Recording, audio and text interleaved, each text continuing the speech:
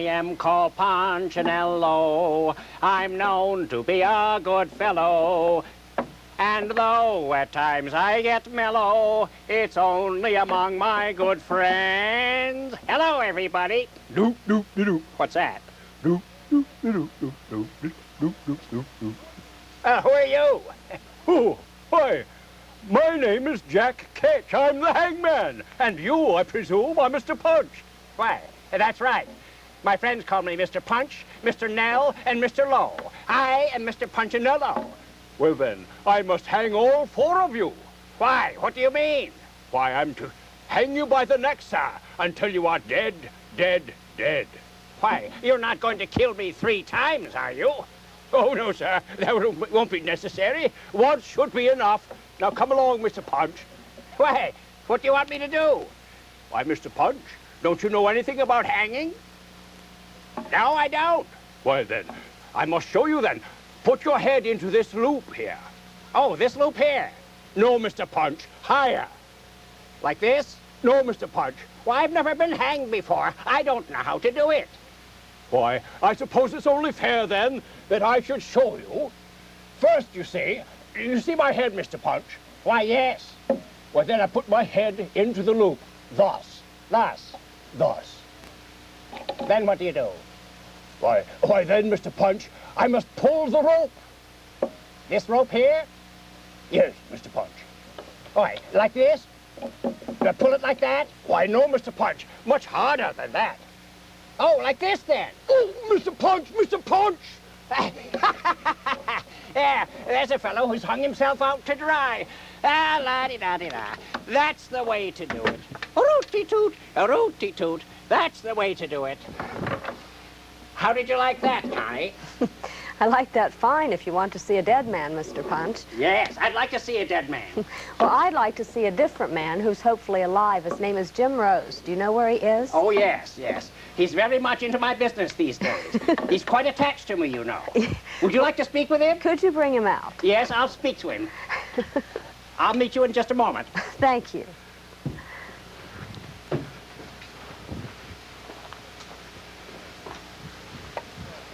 Mr. Jim Rose, was that you behind Mr. Punchinello? No, I had nothing to do with his behavior at all. It's good to see you. Thank you. Nice to see you. We're here to talk about a visual and a dramatic art form. It's called poetry. Poetry is generally thought of as only a children's amusement or a quaint and trivial type of entertainment for less sophisticated audiences. But poetry has a wider appeal, and it's alive today, as you've seen already. We'll learn more about puppetry's vitality in this program. The range and styles and forms of puppets and their expansion into television and film clarify this ancient tradition into modern form. Puppets deal with our hopes, our fears, and our dreams like no other art form can. A local puppeteer, Mr. Jim Rose, is here to help clarify this situation for us. Mr. Rose, you've shown us one of the oldest forms of puppets. I think many people watching have grown up on the Punch and Judy puppets. Could you tell us a little more about this one? Well, Punch, as many people in our audience will know, is a traditional figure. And we associate Punch, or Punchinello, as is his full name, with English theater, English street theater, British theater. However, he is descended from a long line of characters who preceded him and probably traced back into ancient Roman times when there was a character who very much resembled him in a lot of ways. Physically, Punch is noted because he has a humped back, a paunch for belly, and very hooked chin and nose, and a very mean disposition. He's a scapegrace, and he very violent. He solves all of his problems by hitting people with a stick or hanging them up and tricking them. He escapes authority and responsibility. Of course, there's a certain amount of that character in me, too, so I would like to be able to escape authority and responsibility, and that is probably what appeals to me. In puppetry or in Punch? In Punch. In Punch. I think there are a lot of other things about puppetry or about art, or poetry, as you say, which would appeal to me. In our country, I think we tend to regard puppets as you probably agree, a children's device, a means of babysitting or distracting children so that they'll be quiet for a while or amused.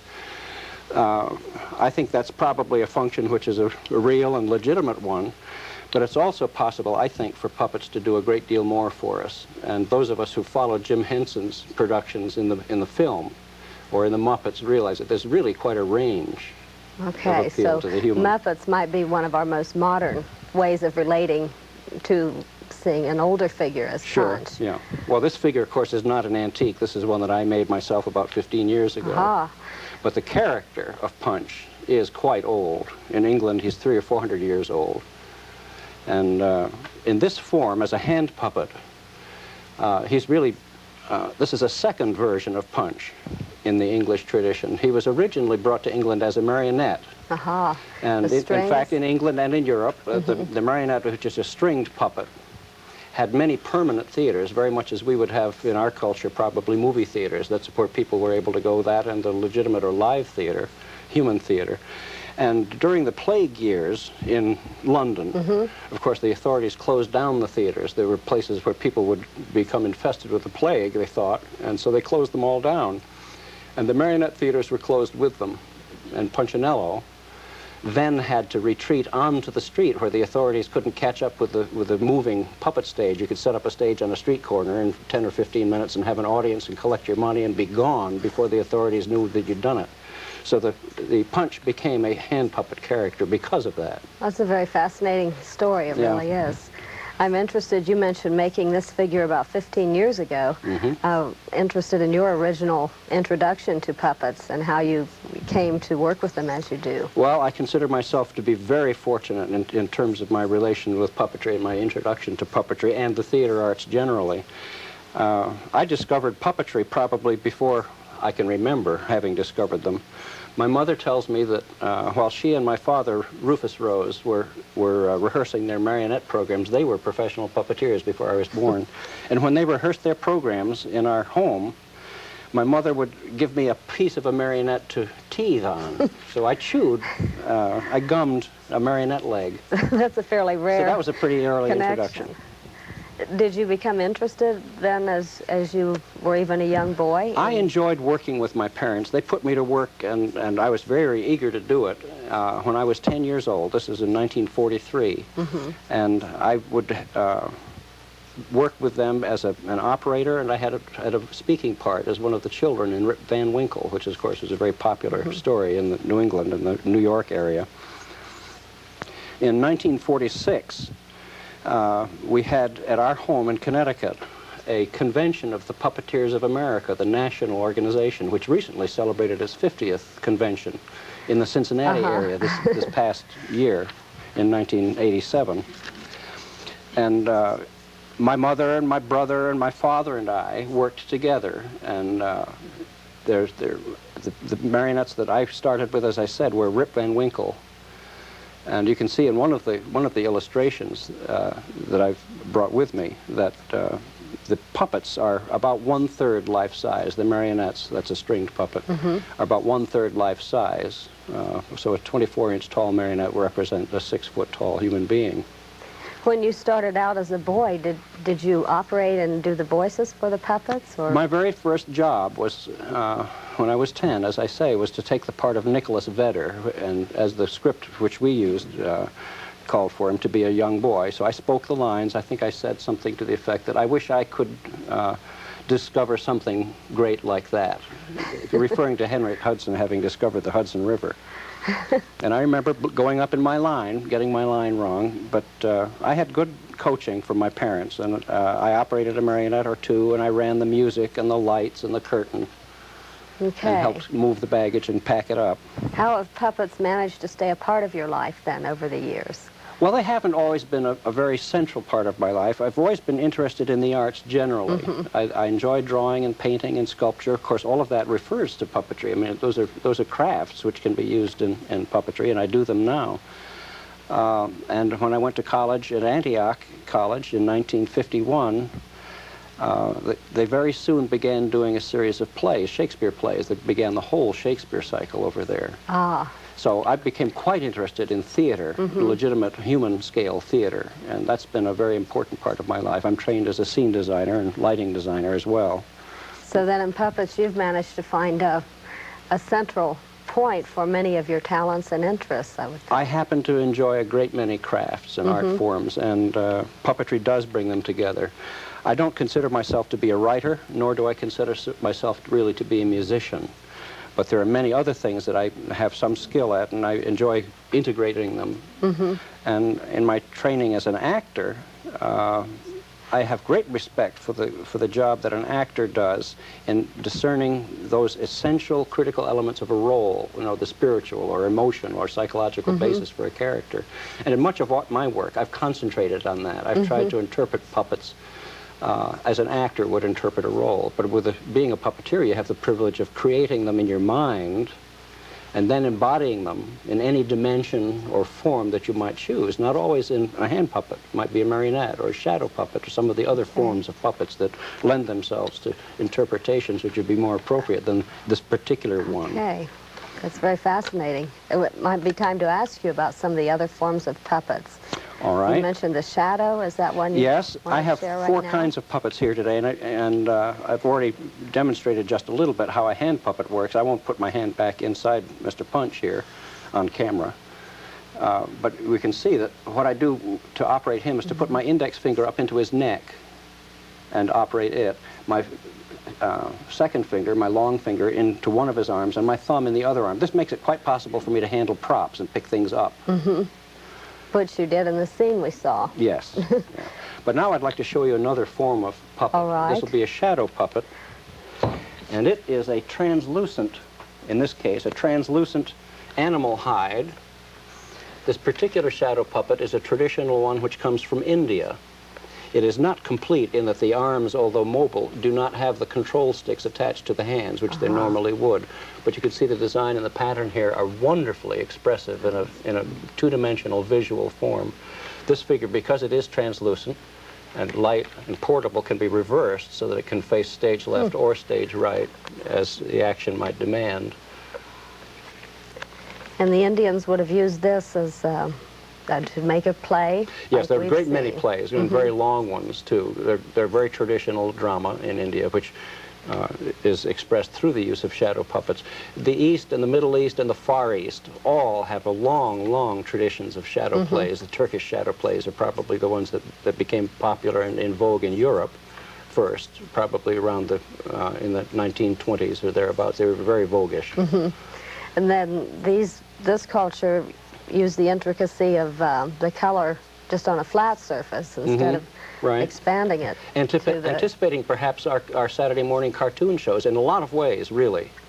There's a limited mobility, and I've seen cartoon shows which have very little more mobility than this. You know, the articulated arms, and you could set this up in a stop-motion fashion and use it as an animated creature. That's really fascinating. And then this is the shadow. This is a shadow. Shadow puppet. This is a translucent shadow. And now there can be opaque shadows, which would be a solid black figure. This figure, all shadow figures are held against a translucent screen, very much like a sheet, a white sheet from a bed. Would be a good substitute for anyone who wanted to try it. And then the figure is placed against the back of that sheet with a light behind it, as this one is. You can see my hand casting a shadow through it. And this very brilliant illuminated figure will appear all by itself on the unlit side of the sheet, and then your audience will be quite transfixed and interested in watching that. In some traditions, there were two audiences, one in front of the stage and one behind, watching the operator and all of his hundreds and hundreds of figures. There usually be one operator operating, doing great battle scenes and setting up different locations and what have you. I'd like to show you another form of puppet here. This one is a rod puppet, and it is a Javanese rod puppet. I want to show you the stick that is under the skirt here. There are no legs. This central stick is one that the operator holds with one hand, and I can hold on to that and put my hand up into the skirt and grasp the hip of the figure so that I can turn the shoulders or the chest back and forth, or turn the head relative to the chest, just by manipulating my fingers inside the body of the rod puppet. This puppet, as most shadow puppets, would also have two sticks, one at either arm, so that gestures can be made with the hands. You see that I'm holding these more or less like chopsticks, trying to manipulate them, and of course I'm not a skilled rod puppeteer. These puppets sometimes appear in the United States now as items that tourists bring back from the Far East, or they may be brought in as trade items. This is a Javanese figure. Would they still use this form of puppetry in the country today? Oh yes, yeah. This is really quite authentic. So it's an interesting and, in my opinion, a rather valuable artifact to pick up, because they are traditional and they are currently still in use. And here, all the intricate painting on the face. Yes. They just seem to get most sophisticated there. Right. This shares with hand puppets and with shadow puppets what I would think of as a very direct, physical, gestural kind of quality. The marionette, which is the next figure I'd like to show you, is a pendulum at the end of a set of strings, and there is a difference, a necessary aesthetic difference, fundamental one. The marionette is rather far removed from the operator because of the length of strings which intervene. In these cases I've already shown you, I have really direct, hands-on contact with the figure itself. Does that make a difference in the expression? I think it does. I think anyone choosing to use a marionette or a hand puppet needs to be very much aware of the inherent physical limitations so that they're not trying to get orange juice out of a lemon. Okay. There are things that a marionette can do that a hand puppet cannot do, and vice versa. And to have a sense of which marionette or which puppet can do what is required in a storyline, in an action, or which one lends itself to a particular kind of grace or violence, I think is rather critical. Like Pardon me, I will actors. go get a marionette. This one does not have a costume on, and I've left it that way so that we could see the parts of the body of the marionette and see how they are articulated. Now, he's on relatively short strings. This was intended at one time to be a self-portrait. I think I no longer resemble him except in intelligence. Now, this marionette has about 10 strings on it, which is fairly typical for a professional marionette. And I would recommend, by the way, Connie, for anyone who's thinking of making a gift of a marionette to a child or even to another adult, that they do so only when they can reassure themselves that the strings are not going to be a psychological problem for them. The tendency for strings to tangle is inherent. And most children who get a marionette that has more than, say, 4 or 5 strings, I think, tend to be discouraged after a little bit because the thing is too difficult to untangle. Now, I have his hands on a continuous string. You see, I can pick up this one string and raise both hands, or raise one. And I'd like to show you something about how his legs are strung. I'll show you the side of his leg. And though we can't see it easily, a string that operates his foot penetrates down through the top of his knee, comes out through the back of his leg, enters the rear of his calf, goes forward through the front of the ankle, and then is then tied to the top of the foot, so that as I'm holding this string, his toe is also lifted. His toe is not dragging. Now, I'll lift his leg only without lifting that string, and you can see that the toe hangs. Now, that's an invention of my father, Rufus Rose, who decided that there was a way to get around the problem of a marionette stumbling over the terrain on a marionette stage. So he just put that together. Most puppeteers in the last 50 years in this country, I think, have, or longer, have regarded themselves as jacks of all trades and have tried to be kind of handy persons, designers, actors, business people. You know, you drive your own truck or car, or whatever it is your means of traveling. It tends to be a family business. Man and wife, and maybe 1 or 2 children, or maybe hired a relative to go with them. This is true of my parents. They went around the country and were traveling usually about 7 months out of the year, touring up until 1941 when the United States entered World War II. Were you able to tour with them all that time? After 1941, they occasionally did shows when it was possible to get away from the defense work that my dad was engaged in. So on weekends or in some holidays, he would take us, my mother and my brother and myself, in a small truck, and we'd go to Pennsylvania or New Jersey or New York or some of the upstate New England states touring in the eastern United States. Taking marionettes with a basic framework as this one, right? Yes, this kind of construction is solid wood. And I can remember one of my earliest sense memories as a child is the aroma of marionette and plywood materials. And then the head is made out of some different This is plastic substance. wood. It has an acetone base, which is not a healthy thing to inhale. Okay. But it is it's a good solvent, and this plastic wood is, I think, no longer available in its original form, but there are substitutes for it. It's a kind of wood putty that hardens.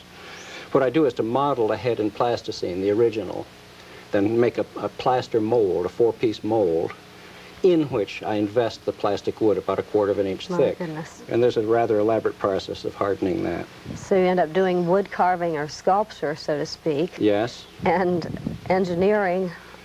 The engineering is critical because we not only think of whether we want the character to be sad or happy and then solve those problems by inflections of voice and choice of words to speak, but we also decide whether the creature is agile or in pain when it moves, or old or young, or fat or slender. And those decisions about the nature of the character are interpreted in a very physical way. Is a marionette for everyone? Puppets and hand puppets with a marionette, is this for everyone? In my opinion, puppetry has a lot to offer everyone. However, I think we, in our country, in our culture, have experienced a great deal of resistance to the notion that a marionette or a hand puppet or some of these other forms can appeal sufficiently to adult sensibilities to justify their patronage, which is ironic because the introduction of puppetry into this country was, at least in this century, was at the black tie and tails level. I mean, these were concert performances by Tony Sarg and his company in the early 20s. I've read it was that way in England, at least for a long time, that it was for the rich at one point, and it was a very special banquet. And there is a long tradition of marionettes in the church. Indeed, the word marionette comes from the Nativity play in which Mary was represented by a stringed puppet. So Little Mary in French is marionnette, and the word has stuck, and we apply it to any puppet that is manipulated through the use of strings. Well, what do you think? I know when I went up to greet Punch earlier, I forgot myself. Good. And I felt as though I was talking to a very fascinating person because I could forget myself. Yeah, yeah. And that's interesting to experience. It's one of the most strong appeals, I think, that puppets have for us, is that it does give us a forgiven opportunity to forget ourselves, or as you would say, or maybe suspend our disbelief and join in the fun, take a role in response to a puppet. Of course, you and I were the ones who were actually communicating, according to my understanding. But we were both enjoying the ability to bounce it off a third party or a wall. I think that's a really interesting form that came to life for me today. I know something you showed me, well, shall we say a bard or a great playwright, and since this is dramatic art form, there's someone who has been very, very alive down through the centuries, well, since the 15th century, and someone who's apparently stayed alive to you. Well, you're referring to William Shakespeare, of course, and I have a marionette of William Shakespeare here, and he probably is as likely a candidate for celebrating poetry, all of the, for me, the essential theater arts. I'd like to bring him out, if I may. I'll dispose of this fellow gently. Yes.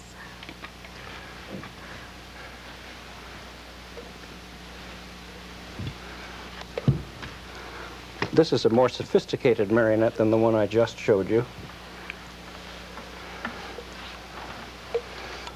William Shakespeare. I've designed and built him. I had help from my mother in the designing of this head, and you'll recognize him perhaps as a copy of the Droeshout engraving.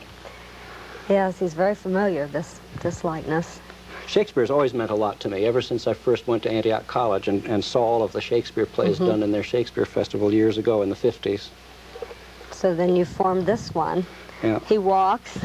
He has 18 strings. This particular marionette has a great many more strings than the one I showed you earlier, and I've devised a number of personal technical advantages, which I've incorporated here. You can see his hands move. I'm operating one of his controls over here with my right hand, and both of his hands are moving.